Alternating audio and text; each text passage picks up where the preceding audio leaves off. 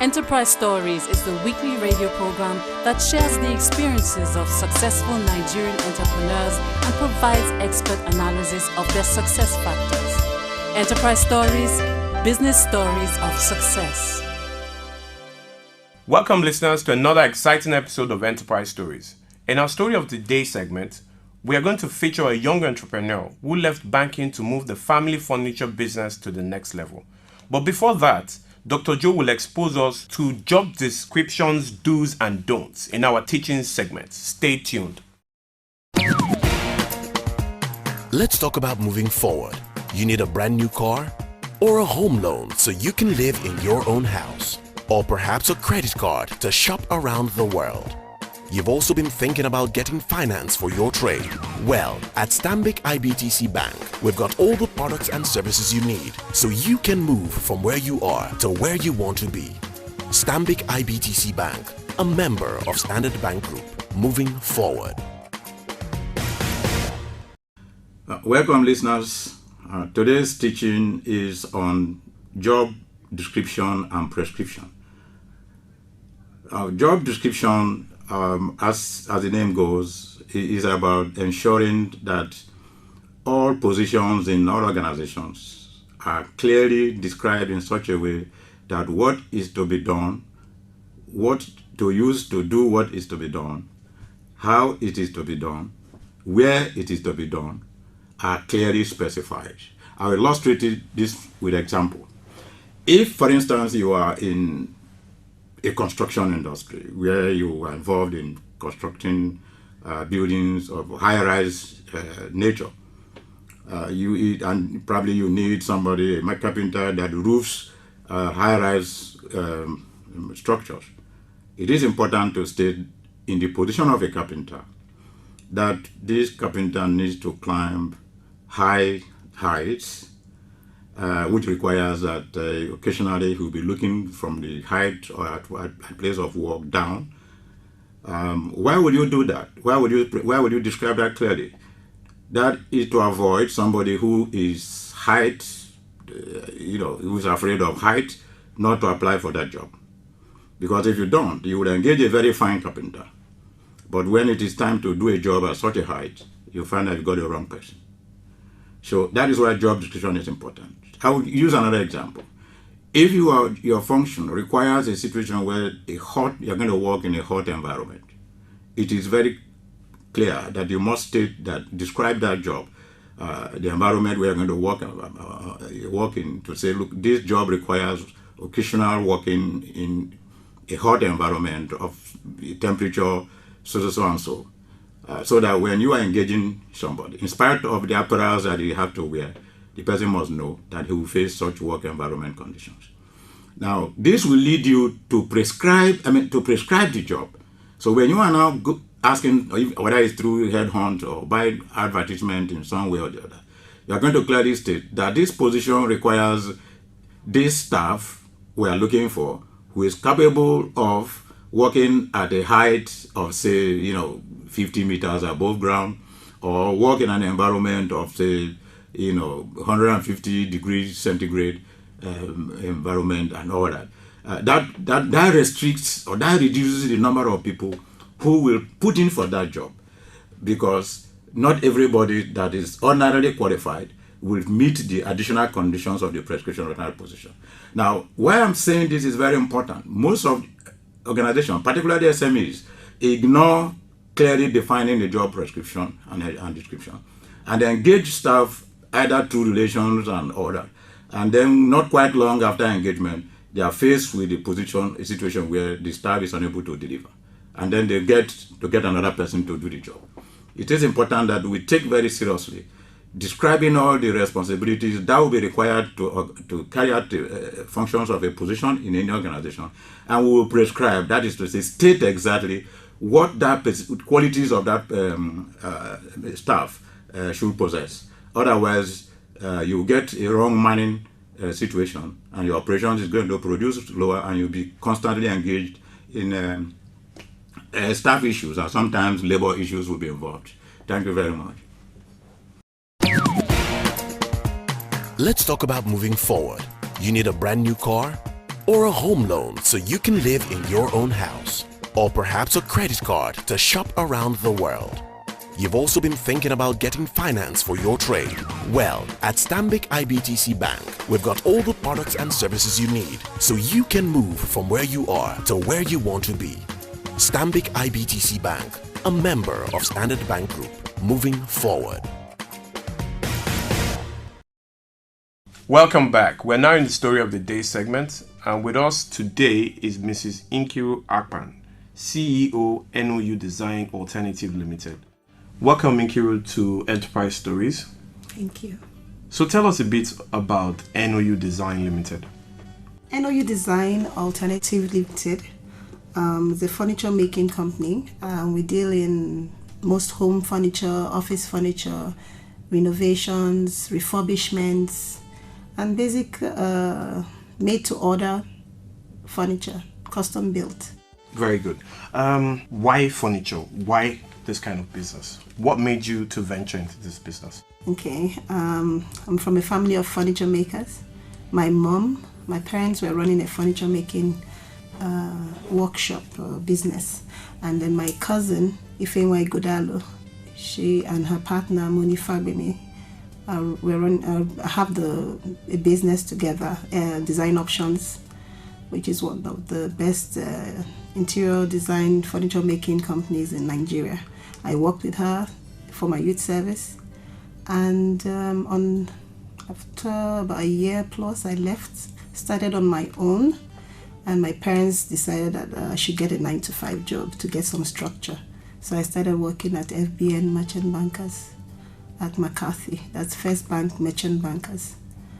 And from then on, I moved to Diamond Bank in 2001, and I left in 2004 when I decided that it was time to leave and do my own thing. Okay, so from that time, 2004, you started NOU Designs. Yeah. And did you join the family business, or did you set up on your own? I set up on my own. Okay, so with setting up on your own, did you have to go to any financial institution to get funding to set up, or did you borrow money from anyone? How were you able to put the funds together to start the business at that time? Okay, actually I didn't have any money, and I didn't ask for, I didn't go to anyone. I just had, would I say luck? 2004, when a friend of mine, I had done his house up when he got married to a friend of mine, and we did their house in 96. Young couple, they didn't have money. We had to do their home furniture, so we did it, and they didn't even pay some certain things. They didn't have money, so we just did their furniture for them. So in 2004, he was building houses for sale. So he had to do the kitchens and wardrobes, and his wife told him, Nkiru, she's left the bank. And he said, yes. So he came to my house. I was just at home lounging around, wondering what next to do. And he says, are you still doing your business? And I said, yes. And he said, okay, I'm going to give you this check, just hold it. He wrote a check of 1.5 million and said, it's for 3 townhouses for the wardrobes, kitchens, and doors. But that I should just go and have a look. That why he's giving me this money is to let me know that he's serious, and that I should go and look at it and then just give him what the cost is. Since they knew me, and I wasn't running away. So he said, he will just go to sleep. That he's happy that I'm back in the business. So that's how we started. From there, referrals basically. The best thing I always tried to do in my business was to do a good job the first time and let my work speak for me. Absolutely. And of course your work has been speaking for you, because I know a few people that you've helped and they've had good things to say. But in continuing to satisfy your customers, what are those key things that you always watch out for in satisfying them?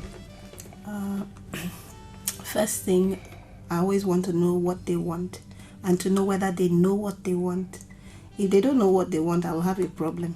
So first things first, we have to know what the brief is. What type of furniture? Is it a bed, Do you want it with wood? Do you want it padded? You know, how soft do you want it? How hard do you want it? So basically, is to actually know exactly what your client wants, and then you can transmit that technically and produce what they want. And I'm always happy when, you know, they're like, this is exactly what I want. I'm like, okay, fine. So that has always been going for me. Fantastic. So your inspiration comes from the satisfaction of your customers. And I'm always sad if I hear, I think I'm not sure this is, and I'm like, no, what is the problem? And then the next time they're seeing me, they're like, you didn't need to come. I was just saying that maybe this and that. I said, no, I want to know what you're complaining about. So I think to make sure that my clients are fully satisfied, I try and go one step or 10 steps, to make them happy. Yeah. How many staff do you have right now working with you full time? Full time, 15. Okay. And how many do you have auxiliary staff that come and go? Depending on the project on hand, it starts maybe from 5 to 10. Okay. Yes, I know you were one of the 1,200 people nationally that won the federal government You Win grant. And I think you put in for about how much money in 2012? We applied for the highest amount, which was 10 million, and we were granted 9.8. Okay, and that injection, what has that injection done for your business? Well, I'd say the money didn't come at once, but just being able to know that we could qualify for this gave us the, should I say, push to do more in our business, even with our own funds, because the money came in tranches. First tranche 10%, which is 980. So at maybe 4 or 5 months interval. So we were able to, we're kind of determined to buy more equipment, and knowing fully well that we were being backed by the federal government, that we had some money that would come in. So we could actually make some bold decisions with buying some heavy equipment that will improve our delivery time and turnaround time of our business and projects that we had on ground. So I would say that I think the federal government have done a very, very good job with motivating entrepreneurs, because it's a employment generation tactic. And of course, this has helped you also to employ more people and to expand the number of the things that you're doing in your business. Yes. Okay, so moving from here, where are you taking NOU Design in the next few years? In the next few years, we want to be the first, or would I say the first name that you come across when you have a project, furniture making project, and you think of NOU Design. First of all, our work speaks for itself. Secondly, our turnaround time, and then our integrity in business. In the past, from 2004 to now, we've been consistent. We've not really done much marketing. We've mostly referrals, and we want to be known to be able to sustain that drive. Okay, thank you very much, listeners. We've been listening to Nkiru Akpan, the CEO of NOU Design Alternative Limited, and she's been sharing her story with us and helped us to know that in satisfying her customer and exceeding the expectations, she has been able to stay afloat in business. We'll be right back after this short message. Let's talk about moving forward. You need a brand new car or a home loan so you can live in your own house, or perhaps a credit card to shop around the world. You've also been thinking about getting finance for your trade. Well, at Stanbic IBTC Bank, we've got all the products and services you need so you can move from where you are to where you want to be. Stanbic IBTC Bank, a member of Standard Bank Group, moving forward. Yes, we are now in the expert analysis segment, and with us is our in-house expert, Dr. Joe Alumona. Dr. Joe, you've heard the story of the carpenter. What's your take? Thank you, Wale. It's an interesting story Mrs. Nkiru Akpan has just told us about the furniture business. What we will learn from her story is this. She has a production philosophy of producing to customer order, as against producing to stock. In other words, You are not likely to see a set of furniture produced for nobody, but she produces exactly what the customer wants. The challenge about producing the customer order is that the quality requirement is higher, it's challenging, it's complex. It's complex because you might not have all the tools, all the skills within your organization to meet a particular customer order. In that case, you have to hire additional skill from outside your organization to meet customer specification. But he's done well in this. You know what she did was he repeated it again. It's not about quality. It's about knowing exactly what the customer wants. I repeat this one. She says, I take further step to confirm if the customer exactly knows what she wants. And if there are doubts as to what he or she exactly wants, I ensure that I confirm what the customer wants. That is what is required when you are producing to customer order. Because any deviation from the customer requirement, you are likely to do a rework, and operationally that is expensive. You might even have a complete reject, and then that costs you a whole lot of money. But Nkiru has managed this very, very well. From beginning, from the first stage of the process, she confirmed the specification. And when that is done, then she goes ahead to get all the requirements, all the resources required to get that job done. But she didn't even stop at that, even after delivery. Should there be any reason for the customer to say, look, yes, of course, this is what I want, but please, is there anything that you think? And then the customer said, no, you didn't need to come. That for me is the challenge of producing customer order, and she's managing it well. I insist on this because many organizations bungle the production to customer order and production to stock. They are two different things. My advice here to Nkiru that I do hope she understands that it costs more. Therefore, I'm not saying you should hike her price, but you should know that if you are producing to general market requirement is cheaper, and therefore the price is going to be lower than when you are producing to a specification.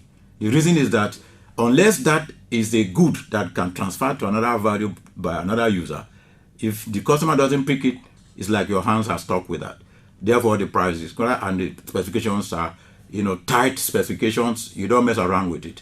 Nkiru has done this very well, and in operations management, we insist the philosophy of production has to be clear. If there's going to be a mix, you also have to be clear.